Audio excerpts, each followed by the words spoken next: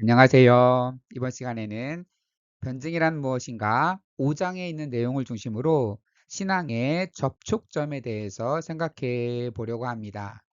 기독교를 변증함에 있어서 어떻게 일반 사람들이 기독교에게 다가올 수 있을지 그 접촉점, 진리를 알아가는 그 단서들이 무엇이 있을지에 대해서 살펴보도록 하겠습니다.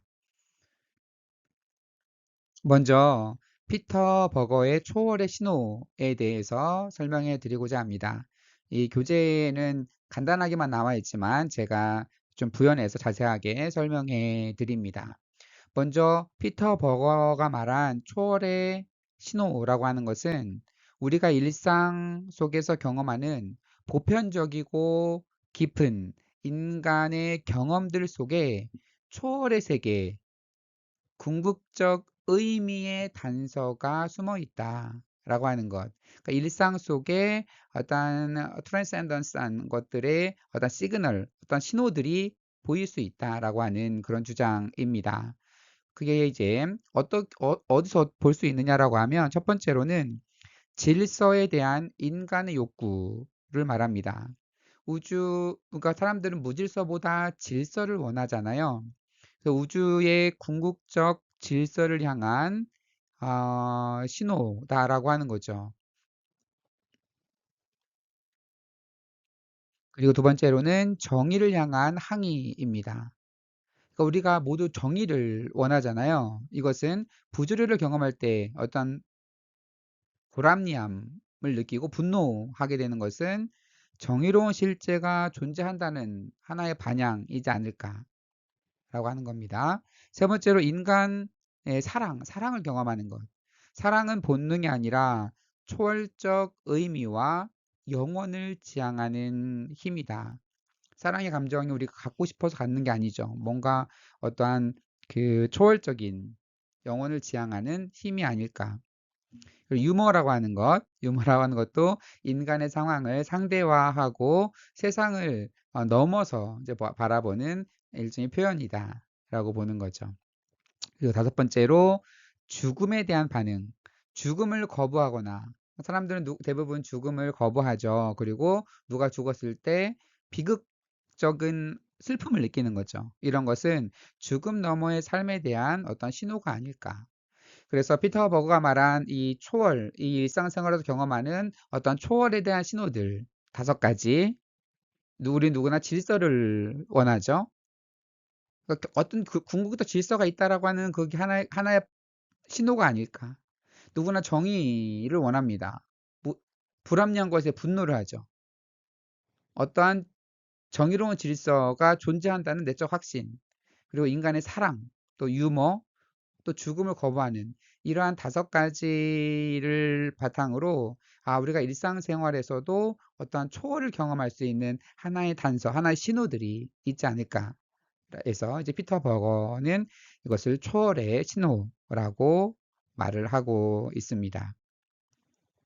그래서 초월에 대한 감수성이 세속화로 인해 무뎌졌지만 완전히 사라진 것은 아니라 은밀하게 남아있다.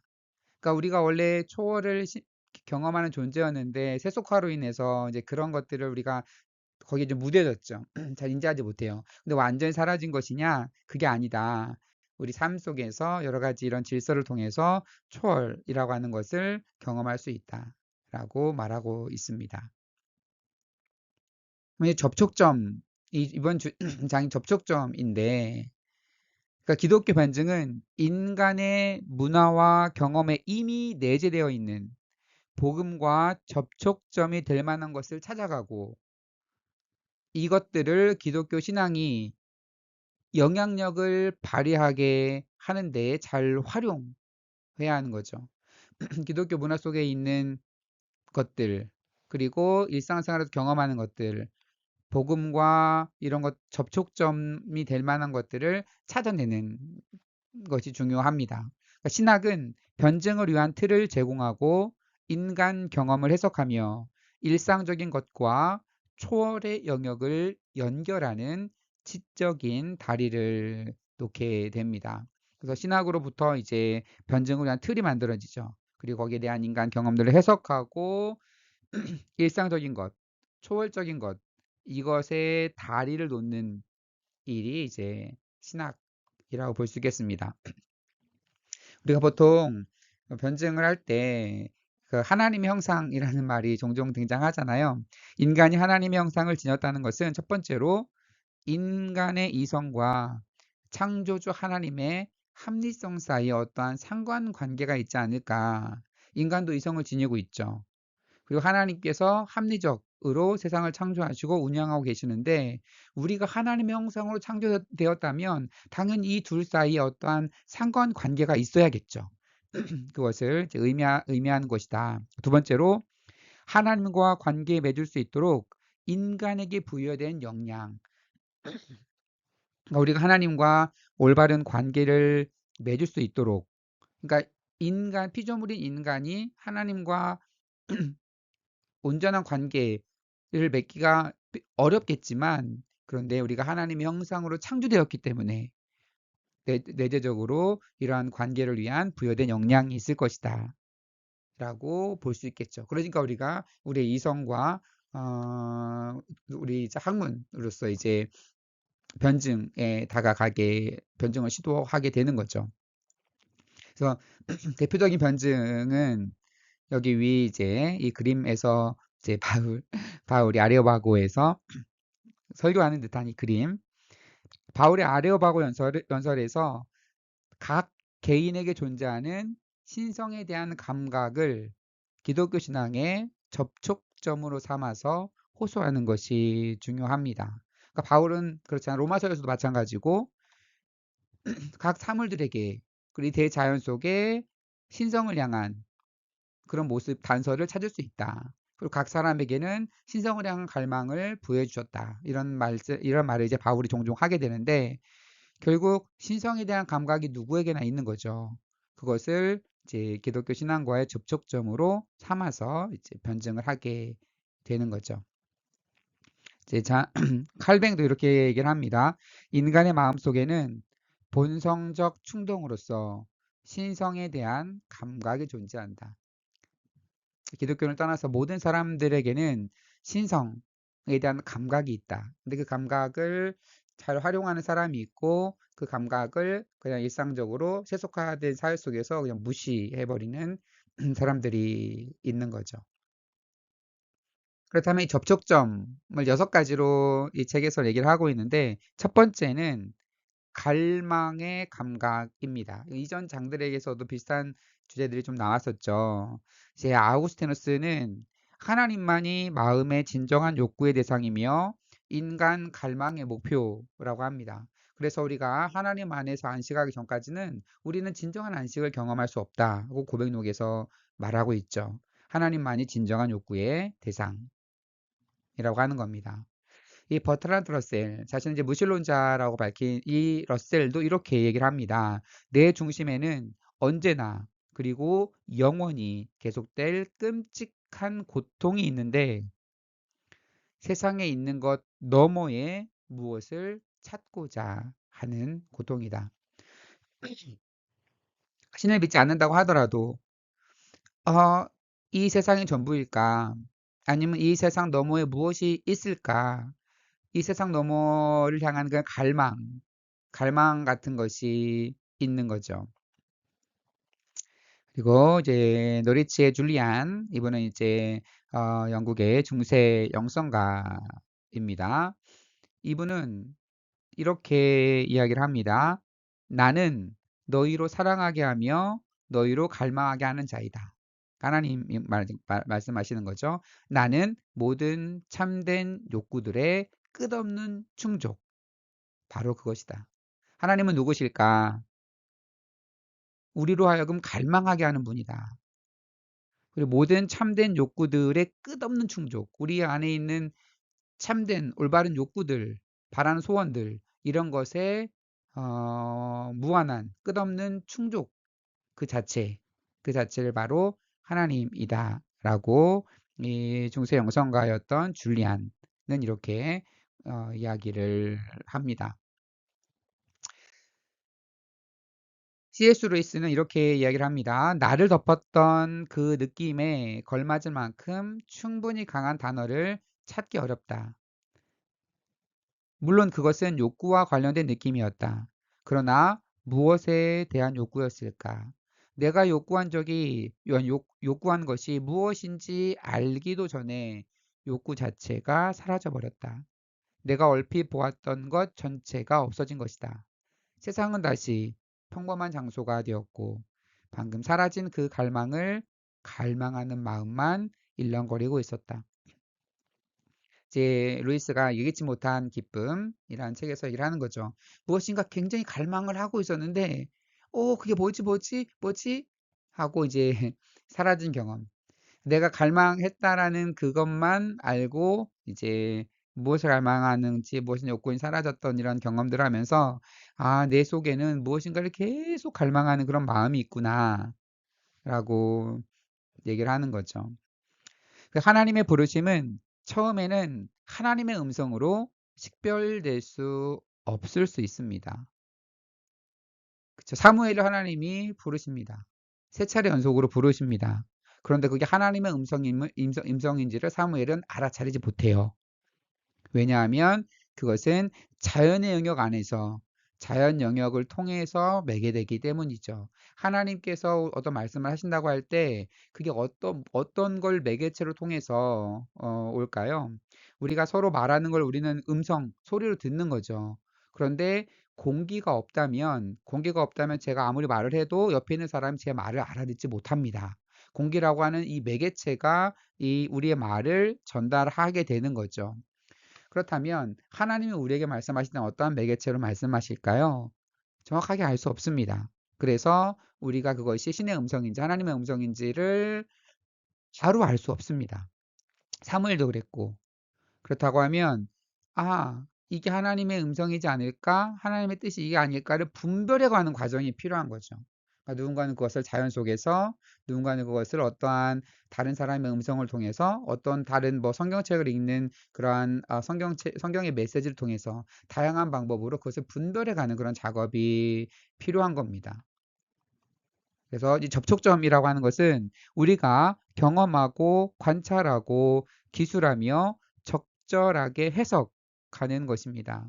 그러니까 경험 자체보다는 경험이 무엇을 의미하는지를 물을 필요가 있습니다.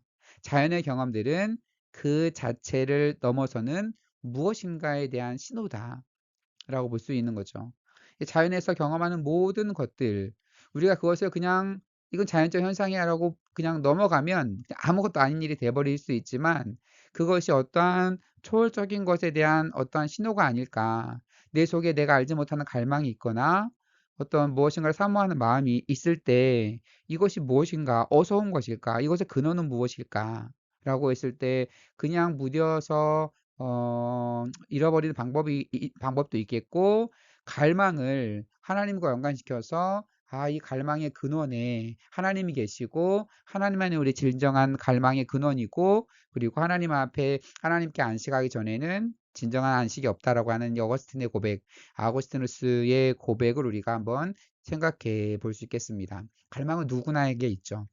누구나에게 있기 때문에 갈망이라는 소재로 접촉점을 삼아서 변증을 이제 시작할 수 있다고 하는 겁니다. 두 번째는 세상의 아름다움을 가지고 접촉점을 만들어서 변증을 시작하는 방식입니다. 초기 기독교 시대 때부터 중세에 이르기까지 진리와 선과 함께 이 아름다움이라는 것은 존재의 초월적인 특성으로 간주되어 왔습니다. 자연의 아름다움은 창조주의 더 큰 아름다움에서 비롯되었다.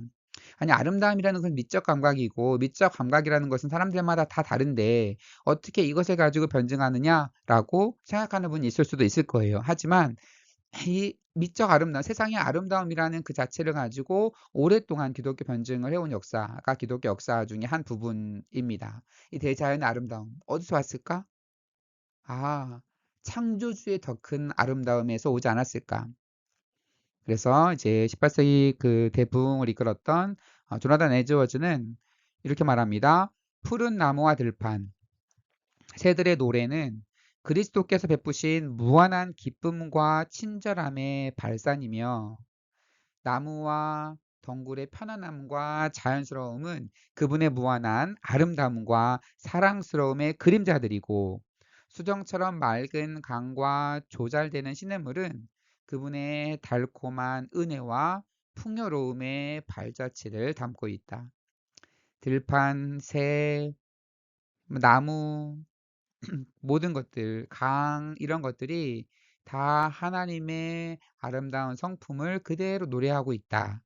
라고 이제 에드워즈는 말하고 있습니다. 그리고 C.S. 루이스는 인간의 영원한 아름다움을 향한 그 추구는 사실 그 아름다움의 근원에 대한 탐구이며 그것을 이 세상의 사물을 통해 이제 그것은 사물을 통해서 매개될 수밖에 없습니다. 그러니까 인간이 영원한 아름다움을 향한 추구 그것은 근원은 사물을 통해서 매개될 수 없다.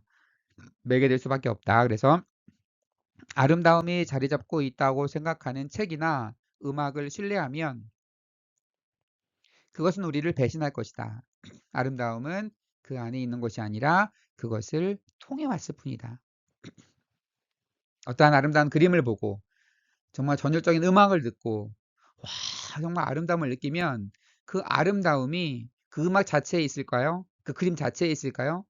음악이라고 하는 것은 그냥 우리 소리인 거고 그림이라고 하는 것은 어떠한 물질, 종이, 도화지, 잉크일 뿐이잖아요. 거기에 한 아름다움이 있을까요? 아니다. 그 아름다움이라고 하는 것은 음악, 그림 혹은 이 세상에 있는 어떤 물질을 통해서 왔을 뿐이다. 아름다움의 근원은 무엇일까? 이제 근원을 찾아가는 그런 방식이 또 하나의 어, 그 초월을 찾아가는 초월적 존재를 찾아가는 하나의 단서, 접촉점이 될 수 있을 것이다. 라고 이제 보고 있는 거죠. 그럼 세 번째는 질서 정연한 자연의 모습입니다. 자연과학의 이제 이렇게 성공 요인은 질서 정연한 우주. 이 우주가 질서 정연하다고 하는 것을 인식하기 때문이죠. 우주가 질서 정연하지 않고 무작위로 움직인다라고 생각하면 과학 자체가 불가능하죠. 그렇죠? 어제 실험한 동일한 조건에 실험한 그 실험 결과와 내일 실험한 동일한 조건에 내일 실험한 결과가 다르면 과학 자체 성립하지 않습니다. 그래서 우주는 질서 정연하다고 하는 기본 전제가 있어요. 그리고 이 질서를 파악하고 표현할 수 있는 인간의 지성, 인간이 우주를 이해할 수 있다라고 하는 그것이 대전제가 됩니다. 인간이 우주를 이해할 수 없다라고 생각하면 과학 자체가 불가능하죠. 그러니까 우주는 질서 정연하고 인간은 그것을 이해할 수 있고 이것의 전제가 되어야 과학이 이제 시작이 되는 거죠. 그래서 이제 물리학자인 존 폴킹호는 이렇게 이야기를 합니다. 기독교 신앙이 실제의 지도, 무엇인가 존재하는 것의 지도, 즉 관찰을 이해할 수 있게 만드는 큰 그림을 제공한다. 인간 지성의 합리성과 우주의 합리적 투명성은 하나님의 지성이라고 하는 공동 기원을 갖는다. 그래서 인간 지성이 합리적이다. 인간이 합리적으로 무언가를 이해할 수 있다라고 하는 것도 그것의 기반에 하나님의 지성, 하나님의 형상으로 창조된 인간. 그래서 하나님은 하나님의 그 형상을 가진 인간은 합리적으로 무엇인가를 이해할 수 있다라고 하는 것과 우주가 합리적이다, 질서정연하다라고 하는 것도 하나님께서 창조하셨기 때문에 합리적인 지성을 가진 하나님께 창조하셨기 때문에 우주는 어떠한 합리적인 법칙에 의해서 굴러가고 있다라고 하는 그런 인식. 그래서 우주의 합리성과 인간의 합리성이 모두 다 하나님의 지성이라고 하는 기원에서부터 출발하게 되는 거죠. 그래서 기독교 신앙은 사물을 이해할 수 있는 능력, 즉 세상 속에서 관찰되는 것과 자연과학에서 나타나는 실제의 더 심층적인 그림을 조화롭게 결합하는 능력이 있다. 세상에서 관찰되는 것, 그리고 과학 속에서, 자연 속에서 나타나는 것에 어떠한 더 실제 심층적인 것들을 기독교 신앙은 잘 해석해 준다라고 하는 거죠.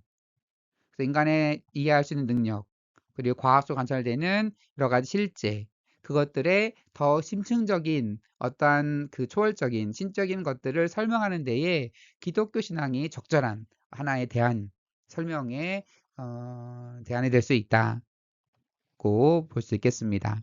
그 신앙은 과학적 방법론에 더 큰, 더 심층적인 어떠한 맥락을 제공해 준다라고 볼 수 있겠습니다. 이렇게 해서 질서정연한 자연을 통해서 볼 수 있게 되는 거죠. 네 번째로는 경이로움의 감각, 하늘을 바라볼 때 경이로움의 감각을 통해서 접촉점을 말할 수 있겠습니다. 시편 19편 1절의 말씀에 보면 하늘이 하나님의 영광을 선포한다 라고 말합니다. 하늘이 하나님의 영광을 선포한다. 이 말씀은 하나님의 존재와 성품을 하늘을 보면서 하늘을 보면서 그걸 추론하라 그런 말은 아닙니다. 그러니까 하늘을 봤더니 거기 하나님의 성품이 어떻고 어떻고 이런 얘기를 하라는 게 아니라 오히려 이스라엘에게 잘 알려진 하나님을 밤하늘과 같은 피조물을 성찰함으로써 미학적으로 더 풍성하고 상상력을 더 확장하는 방식으로 알 수 있다. 그러니까 하나님을 모르는 사람이 하늘을 바라보는 순간에 하나님의 영광을 막 하나님 어떤 분이시고 어떤 영광을 받으시는 이런 분을 확 떠오르거나 그러진 않을 거예요. 하지만 하나님이 누군지 아는 사람들, 그러니까 이스라엘 백성들에게 우리가 일상생활에서 늘 경험할 수 있는 하늘을 바라보면서 미학적으로 하나님은 저런 하늘을 만드신 분이지 저렇게 위대하신 분이지라고 하는 것, 하나님의 이미지를 이러한 자연을 통해서 더 풍부하게 상상력을 동원해서 하나님에 대한 이해를 확장해 갈 수 있다고 하는 겁니다. 뉴턴은 이렇게 말합니다. 거대한 진실의 바다가 내 앞에 펼쳐져 있는데도 나는 그저 해변에서 노는 꼬마처럼 평소보다 더 매끈한 조약돌이나 더 큰 조개의 껍데기를 찾는 것을 때로는 즐겼던 것 같다. 그렇죠. 바다, 대자연의 아름다운 바다가 앞에 펼쳐져 있는데 이 조갯돌 하나하나 듣는 것에 이제 만족하게 되는 거죠. 이 말은 무엇을 의미하겠어요?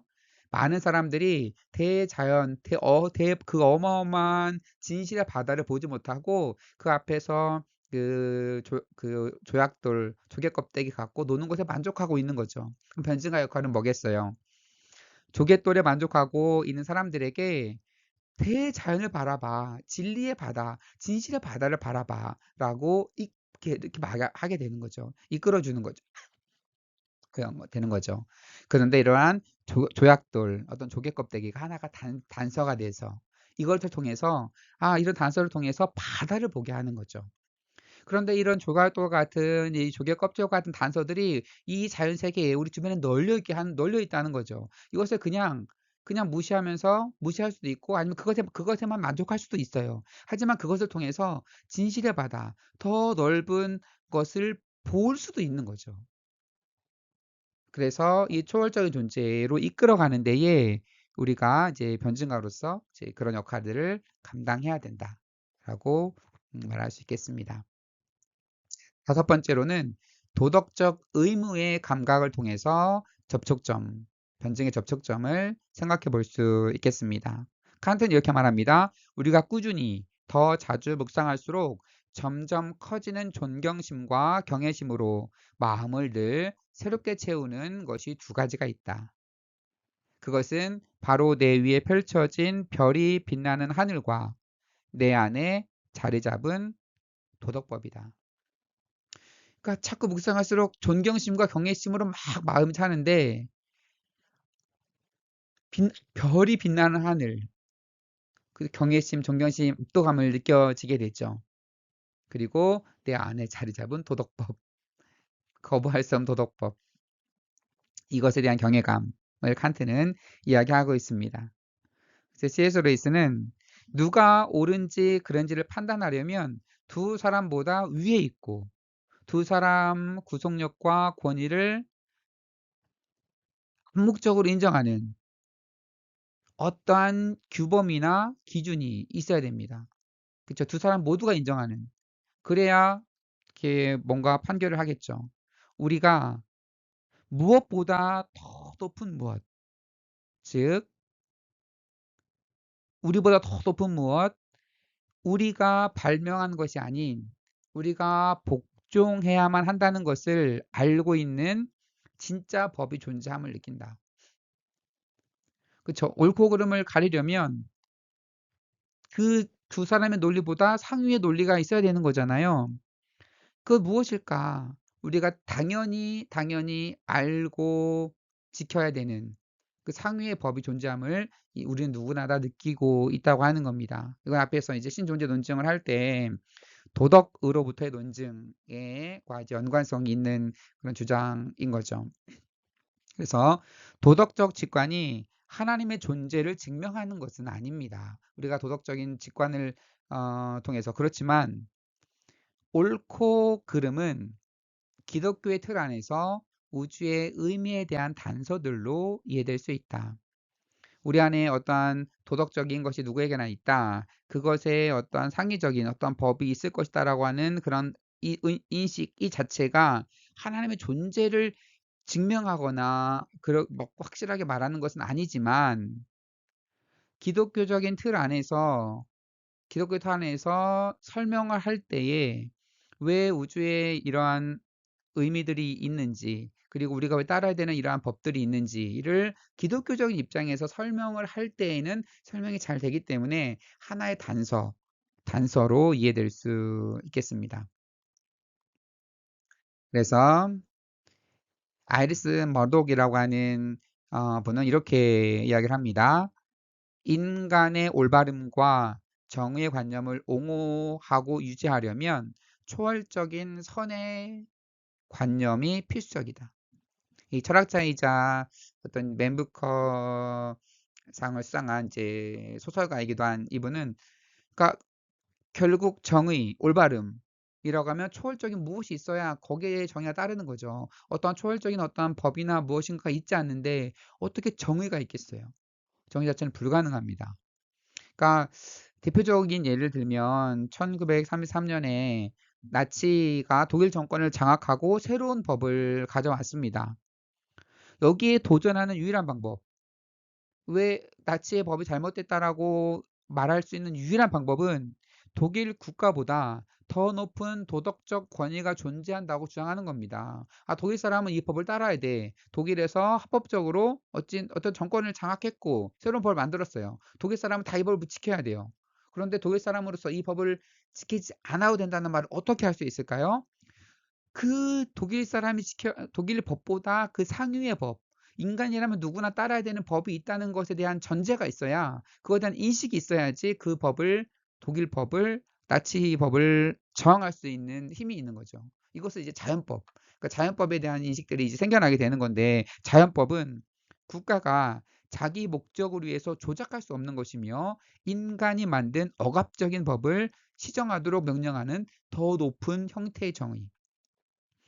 그 어떠한 법도 침해할 수 없는 그 상위의 법, 자연법, 인간이라면 누구나 따라야 되면 이 자연 세계에서는 누구나 어, 지킬 수밖에 없게 되는 가장 고귀한 법이 있음을 상정하는 것이 이 세계를 살아가는 올바른 방법이잖아요.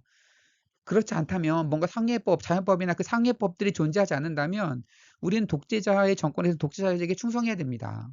그리고 매번 어떤 정권이 바뀔 때마다 아니면 지도자가 바뀔 때마다 아니면 시대가 바뀔 때마다 올바름에 대한 기준이 다 달라져 버려요.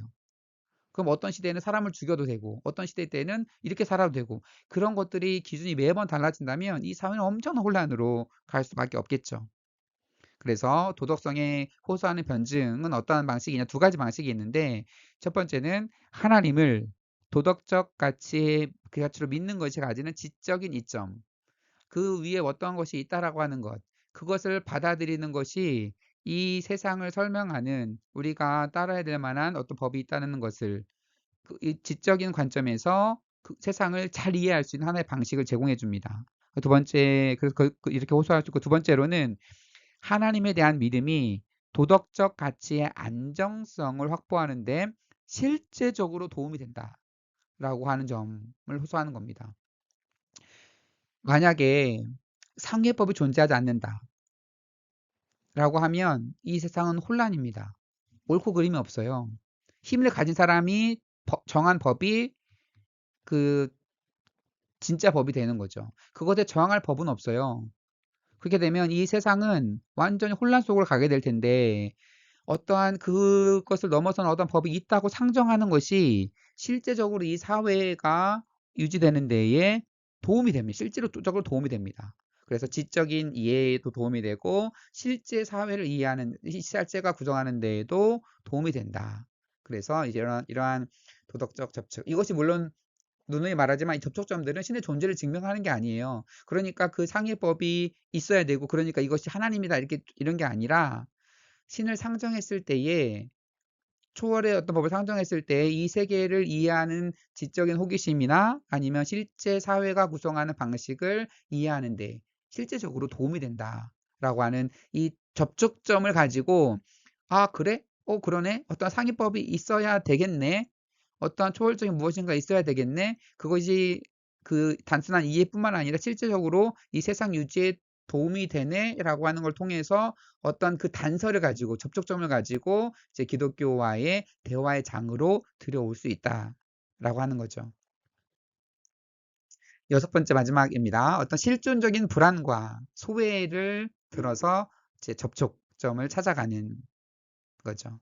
이제 파스칼이 이렇게 말합니다. 앞뒤에 영혼에 삼켜진 내 인생의 짧은 길이 내가 채우고 있으며 심지어 내가 볼 수도 있고 내가 알지 못하며 나를 알지 못하는 공간들의 무한한 광대함에 둘러싸인 나의 작은 공간을 생각해 보면 나는 저곳이 아니라 이곳에 있다는 사실에 두려움에 사로잡히게 된다.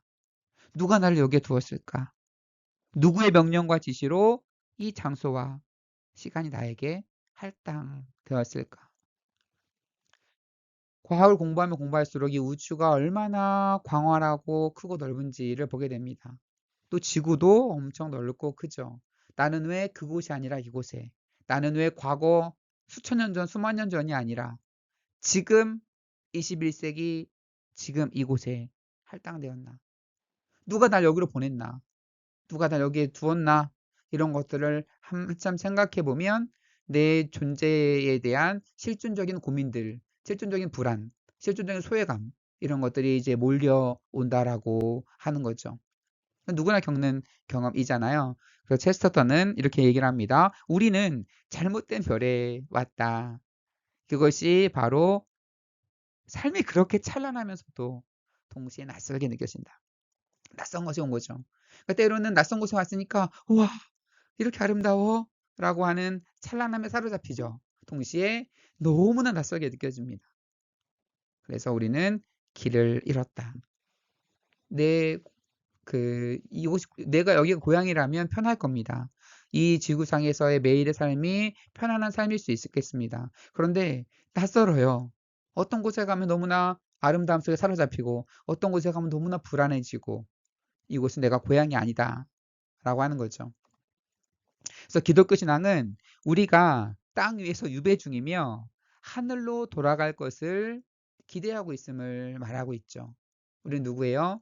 이집트에서 포로 생활을 하는 사람처럼 이 상에서 이제 낯선 곳에서 생활하고 있습니다. 근데 여기가 끝일까요? 약속의 땅으로 돌아갈 것을 소망하고 있습니다. 그러니까 이 세상은 고향이 아닙니다. 단지 던져진 그러한 장소입니다. 하이데거의 말로 말하자면 게모르페나이트 어떤 피투성 던져진 존재 이 세상에 던져진 존재 우리는 불안할 수밖에 없어요. 내가 원한 것도 아니에요. 이 세상에 갑자기 확 들어온 던져진 존재예요. 우리가 여러분이 원해서 이 세상에 왔나요? 여러분이 21세기에 대한민국에서 태어나고 싶어서 태어났나요?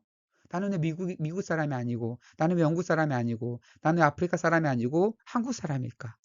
나는 왜 100년 전, 200년 전의 사람이 아니고 아니면 앞으로 100년 뒤에 올 사람이 아니고 지금 이 순간에 왔을까? 내가 원한 게 아닙니다. 던져진 겁니다. 여기에서 오는 불안감. 그런데 이러한 불안감이 누구에게나 있다는 거죠. 정도의 차이가 있고 그것을 느끼는 인식의 차이가 있는 거죠. 그렇지만 이 불안감, 이런 것에 대한 실존적인 불안과 소외에 대해서 기독교는 나름대로 설명을 하고 있잖아요. 우리가 여기 고향이 아니다. 우리가 여기서 유배 중이며 우리에게는 갈 소망의 땅이 있다라고 하는 것.